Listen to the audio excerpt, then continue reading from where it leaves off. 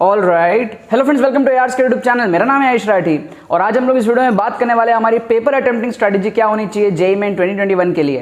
काफ़ी सारे बच्चे अभी जेईई मेन 2021 का एग्जाम पहली बार देंगे। बहुत सारे बच्चे पहले दे चुके हैं फरवरी मार्च में, है ना, और बहुत सारे बच्चे अभी पहली बार देंगे क्योंकि हमारे पास में 4 अटेम्प्ट था और चारों अटेम्प्ट कंपलसरी नहीं थे, तो बहुत सारे बच्चे लास्ट के 2 अटेम्प्ट भरे थे, पहले के 2 अटेम्प्ट नहीं भरे थे।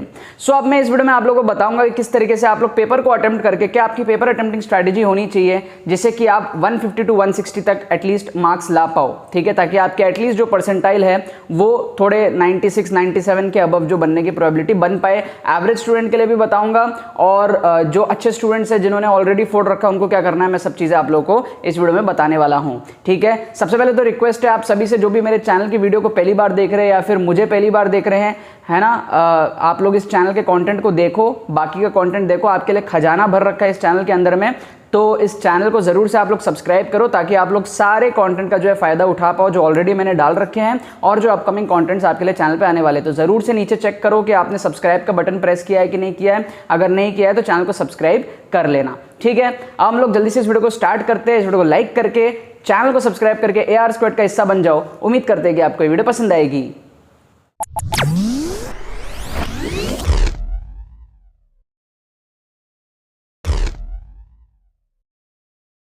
तो यार देखो, सबसे पहले तो मैं बताना चाहता हूं कि जो आपका अगर कोई ऐसा बच्चा है जिसका पैटर्न फिक्स है, पेपर अटेम्प्ट करने का आपका स्ट्रैटेजी फिक्स है और आपको उससे अच्छा रिजल्ट्स मिलता है, तो आपको मेरे मेथड्स को अप्लाई करने की कोई ज़रूरत नहीं है, ठीक है। अगर आपको अपने मेथड से सक्सेस मिल रहा है तो आपको ये अप्लाई नहीं करना है, आपको फिर अपना ही मेथड जो है अप्लाई करना है। पहली चीज़ तो ये। दूसरी चीज़, जो भी मैं डेटा बताऊंगा वो एक एवरेज स्टूडेंट के हिसाब से बताऊंगा और 150 टू 160 मार्क्स आप कैसे लेकर के जा सकते हो उसकी स्ट्रेटजी बताऊंगा। लेकिन जो अच्छे बच्चे हैं जो 99.5 99.8 ऐसे परसेंटाइल लाने की कैपेसिटी रखते हैं, जो 250 नंबर भी लाने की कैपेसिटी रखते हैं, उनको इसी मेथड में थोड़ा सा जो है उनको इंक्रीमेंट करना है। मतलब कि नंबर ऑफ क्वेश्चंस अगर मैं बोलूंगा 5 करने हैं तो आप 5 की जगह उसको 10 मान लेना, अपने हिसाब से आप उसको कर लेना। समझ में आ गई बात आपको? मैं एक एवरेज स्टूडेंट के हिसाब से बताऊंगा, ना बहुत कमजोर स्टूडेंट ना बहुत अच्छा स्टूडेंट। अब आप अगर अपने हिसाब से, आप अगर बहुत अच्छे स्टूडेंट हो तो उसको आपको नंबर को बढ़ाना है, आपको फिर मेरे स्ट्रेटेजी के हिसाब से 150 160 नहीं लाना है, आपको उसको बढ़ा करके, ठीक है, उसको आगे लेकर के जाना है। मैं एक स्ट्रैटेजी बताऊंगा पेपर अटेम्प्ट करने की। बहुत सारे बच्चे होते हैं स्पेशली जो जिनको आइडिया नहीं होता है पेपर कैसे अटेम्प्ट करते हैं, वो क्या करते हैं ना, पहले उठा लेते हैं एक सब्जेक्ट, सपोज कर लो केमिस्ट्री उठा लिया, केमिस्ट्री को वो पूरा करते हैं आधा घंटा 45 मिनट, फिर वो उठाते हैं सपोज मैथमेटिक्स को करते हैं वो फिर 1-1.5 घंटा, फिर वो उठाते हैं लास्ट में फिजिक्स, ठीक है। नाउ ये वाला जो मेथड है ये किन स्टूडेंट्स के लिए हेल्प करता है ये समझो। ये जो मेथड है ये उन स्टूडेंट्स के लिए हेल्प करता है जिन्होंने बहुत अच्छी पढ़ाई कर रखी है, ठीक है, जिन्होंने बहुत ज़्यादा अच्छी पढ़ाई कर रखी है उनके लिए जो है हमारे पास में हेल्प करेगा। अब जिन्होंने अच्छी पढ़ाई नहीं कर रखी उनके लिए हेल्प क्यों नहीं करेगा? क्योंकि जैसे जैसे आपका पेपर आगे बढ़ता है आप एग्जॉस्ट होते चले जाते हो, समझ रहे हो, आप थोड़ा सा एग्जॉस्ट होते चले जाते हो। मतलब आपने केमिस्ट्री में पूरा दिमाग लगा लिया, मैथ्स में फिर दिमाग लगाया, फिजिक्स आते आते आप थोड़ा सा एग्जॉस्ट हो जाते हो और लास्ट का 1 घंटा आपका अच्छा नहीं जाता है। ब्रेन की जो एफिशिएंसी है वो धीरे धीरे कम होने लग जाती है, आपका जो ब्रेन है उतना अच्छे से सोच नहीं पाता आगे जाते। स्ट्रेंथ की भी कमी होती है, बहुत सारे लोगों को पेन फील होता है क्योंकि उनकी आदत नहीं होती है ना 3-3 घंटे बैठने की। आपको घर पे लग रहा होगा कि यार 3 घंटे बैठना आसान है, लेकिन जब आप बैठोगे, ठीक है, मैं अभी यहाँ पर 5 मिनट ढंग से नहीं बैठ पा रहा हूँ, वीडियो बनाते बनाते आप लोगों ने देखा मैं 2 बार अपने पोजीशन को चेंज किया। तो जब आप बैठते हो ना जीन्स वीन्स पहन करके गर्मी में, जब आप एग्जाम सेंटर में बैठोगे उस प्रेशर में, जब आपको पता होगा आप एक ऐसा एग्जाम दे रहे हो जो 10 लाख बच्चे आपके साथ देने वाले हैं, दे रहे हैं, ठीक है, जो आपको प्रेशर फील होगा उस टाइम पे, ऑटोमेटिकली आपके शरीर की थकान, मतलब अगर आप एनर्जेटिक नहीं हो 3 घंटे तो आपका पेपर वैसे ही बिगड़ जाएगा, ठीक है। सो आपको थोड़ी सी प्रैक्टिस करनी पड़ेगी 3 घंटा बैठने की भी। 3 घंटा घर पे बैठना है ना और 3 घंटा वहां पे बैठना, दोनों में डिफरेंस है। तो घर पे अगर आप 3.5 घंटे अच्छे से बैठ पा रहे हो तब समझना कि आप वहां पर 3 घंटे अच्छे से बैठ पाओगे। घर पे अगर आप 2.5 घंटे में पेपर कंप्लीट कर पा रहे हो तब समझना कि आप वहां पर 3 घंटे में पेपर कंप्लीट कर पाओगे। नाउ जो मेथड मैं बताऊंगा वो ऐसा मेथड नहीं है कि आपको पहले फिजिक्स करना है या पहले केमिस्ट्री करना है। मेरा मेथड होगा एक एवरेज बच्चे के हिसाब से। मैं अज्यूम करके चल रहा हूं कि आपने बहुत अच्छी पढ़ाई नहीं करी है बट आपने ठीक ठाक पढ़ाई करी है एंड आप थोड़ा सा जो है अच्छी स्ट्रेटेजी को यूज करके आप पहुंच सकते हो अच्छी NIT तक। सो स्ट्रैटेजी क्या होने वाली है आपका? ऐसा होने वाला है कि आपको कोई भी एक सब्जेक्ट को अटेम्प्ट नहीं करना है, आपको तीनों सब्जेक्ट के सबसे पहले 5-5 क्वेश्चन चूज करने हैं, ठीक है। अब अगेन अगर आप एक बहुत अच्छे स्टूडेंट हो तो 5 की जगह 10 कर लेना, ठीक है, वो मैंने आपको बता दिया, अपने हिसाब से आप इसको कर लेना वेरी, ठीक है। लेकिन अगर आपको 150 से 160 के आसपास लाना है, अगर आपको 30,000, 40,000, 50,000 के अंदर रैंक लाना है बेयर मिनिमम, क्योंकि उतना तो आपको लाना ही पड़ेगा, ठीक है। वैसे तो आपको 15, 20, 25,000, 30,000 तक आपको रैंक लाना है, लेकिन अगर बेयर मिनिमम भी बात करें तो 50,000 के तो अंदर आपको करना ही है, मतलब उससे पीछे गया तो फिर तो कुछ भी नहीं है, ठीक है। वैसे तो 40-50 में भी कुछ अच्छा नहीं मिलता है, समझ रहे हो राइट। बट फिर भी अगर आप इस मेथड को फॉलो करते हो तो जो आपके 2 लाख रैंक आ रहे थे, 1 लाख रैंक आ रहे थे, वो बढ़ के 30-40 हज़ार तक पहुंच सकता है, ठीक है। सो तरीका ये है कि आपको सबसे पहले तो 5-5 क्वेश्चन चूज करना है, सबसे इजी 5 क्वेश्चन। अब आपको सुन के थोड़ा सा अजीब लगेगा, बट फैक्ट यही है अगर मैं आपको बोलता हूं कि भाई पहले केमिस्ट्री कर, तो आपके मन में ना एक एंग्जाइटी रहेगी कि यार फिजिक्स बचा हुआ है, मैथ्स बचा हुआ है, और आपको ये भी नहीं पता कि मैथ्स और फिजिक्स के क्वेश्चन कैसे हैं, राइट। तो आप थोड़ा सा ना अनकंफर्टेबल होगे, आपको पता नहीं लग रहा होगा, बट एक्चुअल में आप थोड़ा सा अनकंफर्टेबल होगे because you don't know what is coming next.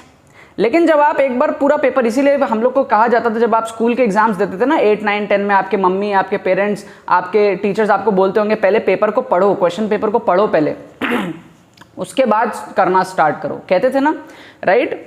या फिर जो हमारे पास में जो कॉम्प्रिहेंशन होते हैं ना, जिसमें आपको एक पैसेज पढ़ना पड़ता है और उससे रिलेटेड आपके क्वेश्चंस होते हैं इंग्लिश के अंदर में, तो उसमें भी कहा जाता है कि आप क्वेश्चंस को भी थोड़ा सा पढ़ लो फिर पैसेज को पढ़ो, ठीक है। बहुत लोग पहले पैसेज पढ़ते हैं, हम पहले क्वेश्चंस पढ़ते थे, आइडिया लग जाता था कि क्वेश्चंस क्या क्या है, और फिर पैसेज पढ़ते थे तो तुरंत आंसर पता चल जाता था। क्योंकि अगर आप पैसेज पढ़ रहे हो और आपको पता ही नहीं है कि क्वेश्चन क्या आने वाला है, तो आपके मन में एक एंग्जाइटी रहेगी। सो तरीका ये है कि पहले आप चूज कर लो लेट्स से केमिस्ट्री, 5 क्वेश्चन आप इजीली चूज कर सकते हो, इजी 5, एकदम इजी मक्खन 5 क्वेश्चन तो आप कर ही सकते हो। फिर आ जाओ सपोज मैथ्स में 5 क्वेश्चन कर लो, या फिजिक्स में, जो भी आपका फेवरेट है, फिर आ जाओ तीसरे में, ऐसे करके 5-5 क्वेश्चन को खत्म कर लो। ये एकदम सिंपल सा चीज है, ये आप नहीं करके भी आप 45 मिनट्स में कर सकते हो, है ना।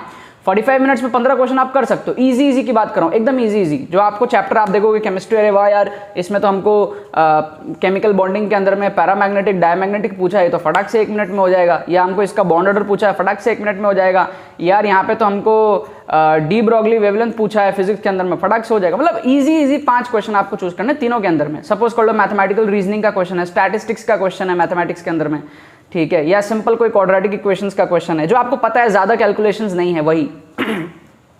सो आप फर्स्ट 45 मिनट्स आराम से जो है इसमें आप लगा दो, ठीक है। आप चाहो तो 1 घंटा भी लगा सकते हो, कोई दिक्कत वाली बात नहीं है। बिकॉज मैं आपको ये इसलिए कह रहा हूं क्योंकि अगर आप 5 क्वेश्चन कर लिए, सो आप 15 क्वेश्चन कर लिए, और ये एकदम सही होने चाहिए, मतलब इसमें एकदम कोई गलत होना ही नहीं चाहिए, ये एकदम करेक्ट होने चाहिए। तो आप टाइम ले सकते हो इसमें अच्छे से। सो 15 × 4 60 मार्क्स आप सिक्योर कर चुके होगे, जो कि आपके लिए एक रिलीफ होगा। स्टार्टिंग आपका स्टार्ट अच्छा होगा ना, तो आप उस मोमेंटम से आगे अच्छा जा पाओगे। लेकिन अगर आपने स्टार्टिंग के 1 घंटे, मान लो आप फिजिक्स करे जा रहे हो और आपसे बन नहीं रहे बिल्कुल भी, आप घबरा जाओगे, ठीक है। क्योंकि देखो क्या होगा ना, आप अगर एक एवरेज स्टूडेंट हो तो आपके अगर सपोज कर लो 20 क्वेश्चन फिजिक्स में सिंगल करेक्ट के अंदर में, तो आप 7, 8, 9 ही कर पाओगे, आप 20 के 20 नहीं कर पाओगे। तो आप जब आप सिर्फ और सिर्फ फिजिक्स देख रहे होगे ना, तो आपको बहुत सारे क्वेश्चन ऐसे भी मिलेंगे जो आप नहीं कर पा रहे होगे, तो आपको नर्वसनेस आएगा कि आप कर नहीं पा रहे हो। लेकिन अगर आप सिर्फ 5 का टारगेट रखो, सिर्फ 5 फिजिक्स में, 5 केमिस्ट्री, 5 मैथ्स, 1 राउंड कंप्लीट कर लो, इससे क्या होगा, आपने पेपर को भी एक थोड़ा सा देख लिया और आपका इनिशियल जो है अच्छी एक्यूरेसी के साथ में आपका जो है मोमेंटम आगे बढ़ा है। Now the next target will be to solve 3 questions, ठीक है, टू सॉल्व 3 क्वेश्चंस। अब ये 3 क्वेश्चन वो होंगे जो कैलकुलेटिव होंगे, जिसमें आपको दिमाग लगाना पड़ेगा थोड़ा सा ज्यादा, ठीक है, थोड़ा टाइम कंज्यूमिंग हो सकता है, लेकिन 3 और क्वेश्चन आप करोगे और ये भी आपका श्योर शॉट होना चाहिए। समझ गए। तो फर्स्ट 45 मिनट्स में हमने कितना करा, 5 क्वेश्चन करा। नेक्स्ट 45 में मैं आपको बोल रहा हूँ 3 करो, ठीक है। 45 का ही टाइम दे रहा हूं आपको, क्यों? क्योंकि अब ये जो 3 क्वेश्चन आप करोगे इसमें आपको फाइट ज्यादा मारना है, you have to fight more in these questions, तो आपको टाइम ज्यादा मिल गया। पहले आप 15 क्वेश्चन कर रहे थे 45 मिनट में, अब आप 9 क्वेश्चन करोगे 45 मिनट में, ठीक है। सो यू हैव 5 मिनट्स पर क्वेश्चन, आपके पास में एनफ टाइम है फाइट मारने का, राइट। ये काम जब हो जाता है ना, तो मेरा मानना है, और जितने भी स्टूडेंट्स को मैंने आज तक पढ़ा रखे हैं सबके डेटा से मैं आपको बता रहा हूं, यहां तक जो है हवा टाइट हो जाती है। इतना करना इज अचीवमेंट एक एवरेज स्टूडेंट के लिए। अगर आप इतना कर लेते हो तो आप 8 क्वेश्चन सही कर रहे हो। और प्लीज इसमें कोई नेगेटिव नहीं होना चाहिए, कोई भी क्वेश्चन अगर आपको लग रहा है यार ये गलत हो सकता है, उसको मैं इसमें इंक्लूड नहीं कर रहा हूं, ठीक है। सो 8 क्वेश्चन करने के बाद में यू विल लैंड अपॉन 8 4 जा 32 है ना, 32 आपके आएंगे राइट, और 32 इंटू 3 तो आप 96 पे पहुंच चुके हो, आप लगभग जो है कट ऑफ के आसपास पहुंच चुके हो। क्या आपको बात समझ में आई? सो अभी एग्जाम का कितना टाइम हुआ है? 45 90 मिनट्स हुए, 1.5 घंटे हुए और आप कट ऑफ तक पहुंच चुके हो। अब एग्जाम का एक पोर्शन और बाकी है, हाफ पोर्शन खत्म हुआ है, हाफ पोर्शन एग्जाम का जो है और बाकी है। क्या आपको समझ में आ रही है बात? नाउ अब इसके बाद में आप चाहो तो न्यूमेरिकल टाइप में जा सकते हो या फिर ये वाला स्टेप कंप्लीट कर सकते हो सिंगल करेक्ट को, ठीक है। मैं आपको एडवाइस करूंगा कि न्यूमेरिकल टाइप में चले जाओ, ठीक है। अभी 1.5 घंटे आपके पास में और बचे हैं। न्यूमेरिकल में हमारे पास में 10 क्वेश्चन होते हैं, 10 में से कोई 5 करना पड़ता है हमको। क्या आपको बात समझ में आ रही है? 10 में से कोई 5 करना पड़ता है हमको, राइट। मैं आपको बोलूंगा 10 में से 5 छोड़ो, आप सिर्फ 3 कर लो, सिर्फ 3 कर लो, 3 अच्छे से एक्यूरेट कर लो। 10 में से 3 चूज करना कोई बड़ी बात नहीं है, 3 क्वेश्चन आसान आपको 10 में से मिल जाएंगे। 2 तो मिल ही जाएंगे, थोड़ा मेहनत करोगे 3 भी मिल जाएंगे, एक एवरेज स्टूडेंट के हिसाब से बता रहा हूं मैं। 10 में से आपको कोई भी 3 सिलेक्ट करके उसको सही से करना है सॉल्व, ठीक है। कोई तुक्का नहीं, कुछ नहीं, सॉल्व की मैं बात कर रहा हूं। जब आप ये कर लोगे तो 3 क्वेश्चन आपने और कर लिए। क्या आपको बात समझ में आ गई? ठीक है। तो अब आपके टोटल कितने क्वेश्चन हो गए? 8 उधर से हो गए, 3 आपने इधर से कर लिए, 11 हो गए। 11 4 जा 44, 44 इंटू 3, अब आप पहुंच गए 132 मार्क्स पे। क्या आपको बात समझ में आ गया? नाउ 132 तक जब आप पहुंच चुके हो तो यहां पर अब आप पहुंच चुके हो अप्रोक्सीमेटली जो है आपका 94 परसेंटाइल के आसपास आप पहुंच चुके हो। अब यहां से आपको एक बूस्ट चाहिए, क्योंकि यहां पर आपको एनआईटी नहीं मिल रहा ढंग का, यहां से आपको एक बूस्ट चाहिए, ठीक है। अब अगर आप अच्छे स्टूडेंट हो तो यही डेटा बढ़ा देना, 3 की जगह 4 कर लेना, समझ गए आप बात को। उधर 8 की जगह आप 12 कर लेना, तो आपका ऑटोमेटिकली फिर आप 98 तक पहुंच जाओगे। लेकिन एवरेज स्टूडेंट की मैं यहां पर बात कर रहा हूं, जब आप यहां तक पहुंच जाओगे अब इसमें आप कितना टाइम ले सकते हो? इसमें आप वापस 45 मिनट्स ले लो, ठीक है। आराम से 45 मिनट्स ले लो, 9 क्वेश्चन करो 45 मिनट्स में, 5 मिनट फिर से ले लो पर क्वेश्चन, ठीक है। अब देखो अब कितना टाइम हो गया आपके पास में, 1.5 घंटा आपने पहले ही लगा लिया था, 45 मिनट और लगा लिया, अब बचे लास्ट के 45 मिनट। 3 घंटे का पेपर होता है हमारे पास में, अब बचा लास्ट का हमारा 45 मिनट। अब हम लगाएंगे ट्रिक्स एंड चीट कोड्स, तुक्का, इंटेलिजेंट गेसिंग, ऑप्शन एलिमिनेशन, ये सब लगा के अपने स्कोर को बढ़ाएंगे।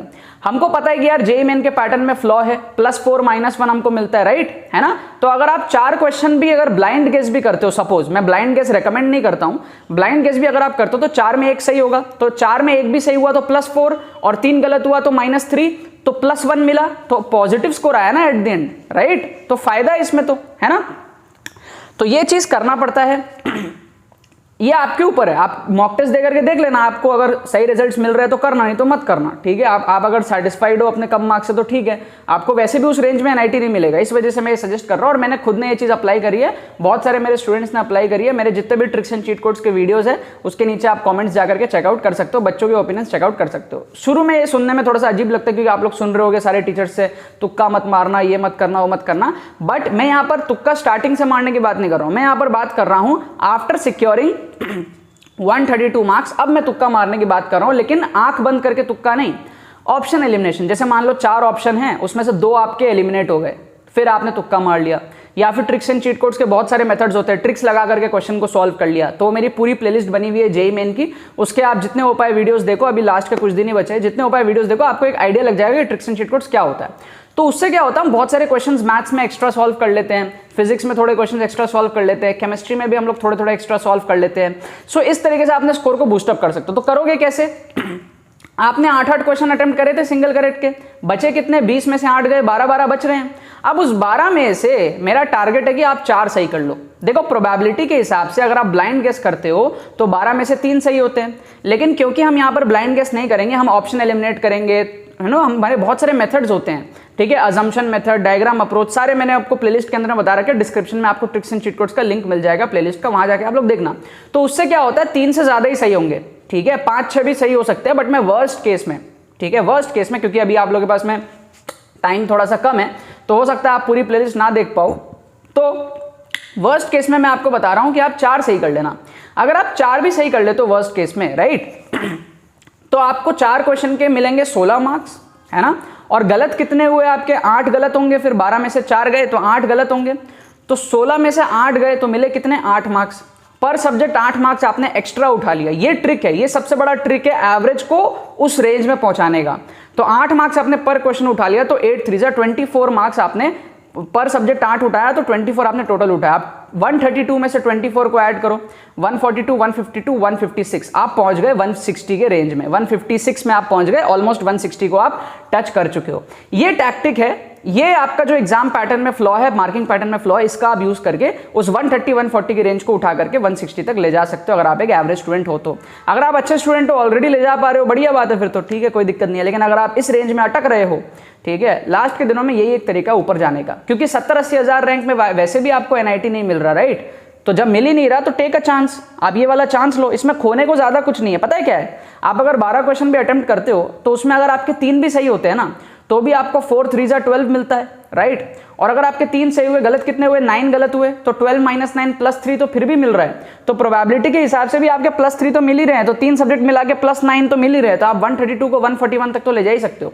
लेकिन अगर आपके 3 से ज्यादा करेक्ट हो गए, 4 करेक्ट हो गए, जो कि पॉसिबल है, ट्रिक्स एंड चीट कोड्स देखो, पॉसिबल है, सो आपके 160 तक आपके पहुंच जाएंगे। और सोचो गलती से भी अगर आपके 5 सही हो गए, ठीक है, तो आपके 15 मार्क्स और बढ़ जाएंगे, 162 का बढ़ करके 177 हो जाएगा आपका। क्या आपको बात समझ में आ रही है? सो सबसे पहले आपको खुद से अच्छे से ये लास्ट के 45 मिनट करना है। तो पहले 45 minute 5-5 question, next 45 minute 3-3 question, next 45 minute numerical type के 3-3 क्वेश्चन, और लास्ट के 45 minute tricks and cheat codes करके पूरा पेपर को अटेम्प्ट कर देना है। इसमें खोने को कुछ भी ज्यादा नहीं है। आप बोलोगे सर 12 में से अगर 2 ही सही हुआ, तो कर लो ना कैलकुलेशन, 12 में से अगर 2 ही सही हुआ, लेट से बुरे केस में, तो आपके 8 मार्क्स आएंगे 2 के, और 10 नेगेटिव हो जाएंगे, तो -10, 8 - 10, 2 मार्क्स ही तो गया ना यार, पर सब्जेक्ट अगर 2 मार्क्स चला गया तो 6 मार्क्स ही तो गया। खोने को सिर्फ 6 मार्क्स जा रहे हैं, और आने को कितने आ रहे हैं, 20-30 मार्क्स का डिफरेंस बन सकता है।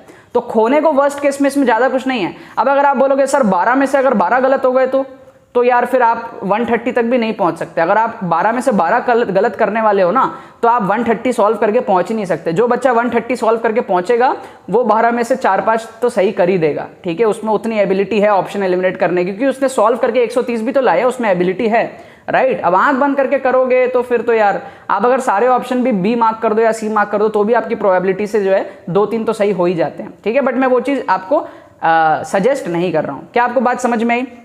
यही था यार, इसी तरीके से आपको पेपर को अटेम्प्ट करना है, और इससे आपके जो स्कोर है काफ़ी ज़्यादा बूस्टअप होंगे, ठीक है। मेरे को बताओ नीचे कमेंट सेक्शन में आपका क्या इसके लिए ओपिनियन है। चैनल को सब्सक्राइब करो अगर सब्सक्राइब नहीं करे हो तो, ठीक है। बाकी तो बस यही बात है, इस वीडियो को लाइक करना मत भूलना और शेयर करना मत भूलना बाकी सारे फ्रेंड्स के साथ में, ताकि वो भी इस प्लेटफॉर्म का मजा उठा सके। बाकी तो बहुत बहुत धन्यवाद इस वीडियो को देखने के लिए, बने रहिए यार।